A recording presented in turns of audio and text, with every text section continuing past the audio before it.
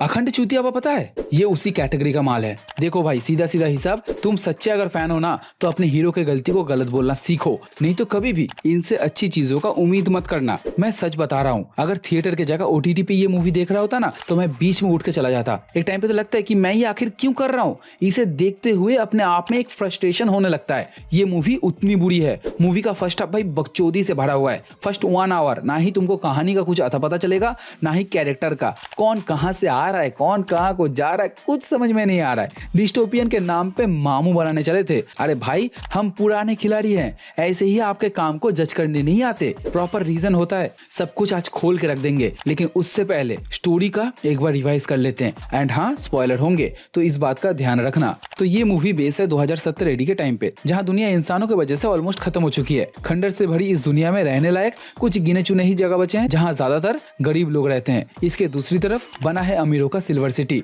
अब इन दोनों स्टेटस को डिवाइड करने के लिए एंड गरीबों के ऊपर रूल करने के लिए इनके बीच एक दीवार बनाई गई है। गरीबों के पास रहने के लिए छत, खाने के लिए पर्याप्त खाना नहीं है, जिससे बचने के लिए इन लोगों का मोटिव है इनके बीच के दीवार को हटाना। एंड हाई सोसाइटी के बिग डैडीज का सोचना है कि भाई गरीबों को और भी डोमिनेट करो, हो सके तो इनको मार डालो एंड बीच के दीवार को और भी मजबूत बनाओ। लेकिन गरीबों का यहाँ पर आखिरी उम्मीद है गणपत, जो कि एक भविष्यवाणी होता है कि एक दिन गणपत आएगा एंड इन लोगों को इंसाफ दिलाएगा। तो इसी मुताबिक मूवी के हीरो टाइगर श्रॉफ के ऊपर ये जिम्मेदारी आता है एंड ये भाई साहब बखूबी इस काम को अंजाम देते हैं। अब इस पार्ट में मतलब पार्ट 1 में गणपत सेकंड लेवल के विलेन जॉन को एक गेम बेटिंग में हरा के कंगाल कर देता है एंड सारा पैसा चला जाता है गरीबों के पास। अब अगले पार्ट में मतलब पार्ट 2 में गणपत मेन विलेन का सामना करेगा। अब देखो भाई, स्टोरी के मामले में एक टाइम पे लगता है कि हाँ चलो चल जाता, काफी ट्विस्ट है आखिर में, लेकिन इसका एग्जीक्यूशन बहुत ही घटिया है। डिस्टोपियन टाइटल से ना लोगों के दिमाग में एक इमेजिनेशन क्रिएट होता है, लेकिन आपने इस इमेजिनेशन को फुलफिल करने में इतना भी एफर्ट नहीं दिखाया।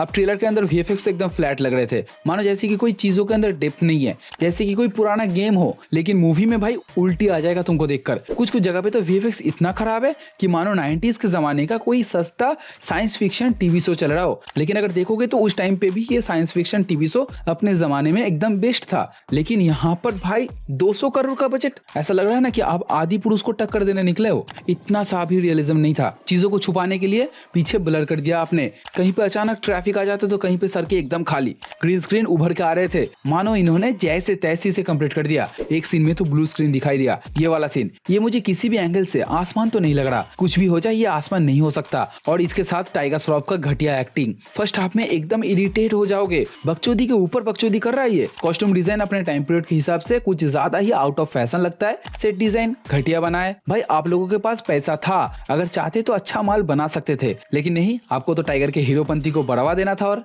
वही सेम बॉलीवुड चीज है यहाँ पर भी देखने मिलेगा। और टाइगर श्रॉफ का जब कैरेक्टर चेंज होगा, जब उसका कैरेक्टर डीप और डार्क हो जाता है, तब भाई मजा ही आ गया देखने में। सर जी सस्ता बैटमैन बन जाते हैं। सबको आती नहीं, मेरी झांटी नहीं। वॉइस टोन चेंज, आंखों का एक्सप्रेशन चेंज, मान गए गुरु। एक डायलॉग है ना मूवी के अंदर, जब मुझे डर लगता है तो मैं और भी ज्यादा मारता हूँ। इसे ऐसे ऐसे जगह पे यूज किया है ना, वाहियात लगता है ये सुनने में। मुझे लगा था कि भाई अमिताभ बच्चन का एक अच्छा खासा स्क्रीन टाइम होगा, इनके काम को देखकर थोड़ा तो माइंड डाइवर्ट होगा कि हाँ भाई चलो कम से कम इनके वजह से तो अच्छा लगता है। लेकिन नहीं, ट्रेलर में जितना सीन है उनका उससे 10 सेकंड ज्यादा है मूवी के अंदर। अच्छा मार्केटिंग किया है। एक सीन में टाइगर को जिंदा जमीन में गाड़ दिया जाता है, फिर भगवान की कृपा से वो बच भी जाता है। ये सीन देखकर ना ही तुम्हें कुछ फील होगा और ना ही तुम्हें इसका कुछ परवाह करोगे। ऐसे ही लगेगा कि हाँ चलो ठीक है, नहीं तो मूवी आगे कैसे बढ़ता। एक्शन सीन्स, रिंग के अंदर जो फाइट हो रहे थे उसमें एक हाइप क्रिएट होना चाहिए था, एक इम्पैक्ट चाहिए था कि भाई साहब क्या फाइट दिखाया है। वो पावर नहीं मिला। टाइगर श्रॉफ एंड दूसरे कैरेक्टर तो अच्छे लड़ रहे थे, लेकिन camera angle, cinematography, choreography was too poor, जिसके कारण चीजें नॉर्मल से नॉर्मल लगती है। स्टोरी तुमको नेक्स्ट टाइम पे पता चल जाएगा कि हाँ भाई यही होगा। एंड तुम मानोगे नहीं कि इसका मेन विलन मतलब पार्ट 2 का मेन विलन वो खुद गणपति होगा, उसका स्मार्ट आर्टिफिशियल इंटेलिजेंस वाला वर्जन, जिससे पता चलता है कि भाई इन्होंने नेक्स्ट पार्ट के लिए कितना धांसुआ आइडिया सोचा था। अब भगवान जाने क्या होगा इन लोगों का। तुम अपना ओपिनियन मुझे कमेंट में जरूर शेयर करना एंड वीडियो पसंद आए तो लाइक करते हुए जाना। एम करते हैं 5 लाइक का, बस 5 लाइक कर देना। बात करते हैं नेक्स्ट वीडियो में, तब तक टाटा बाय बाय।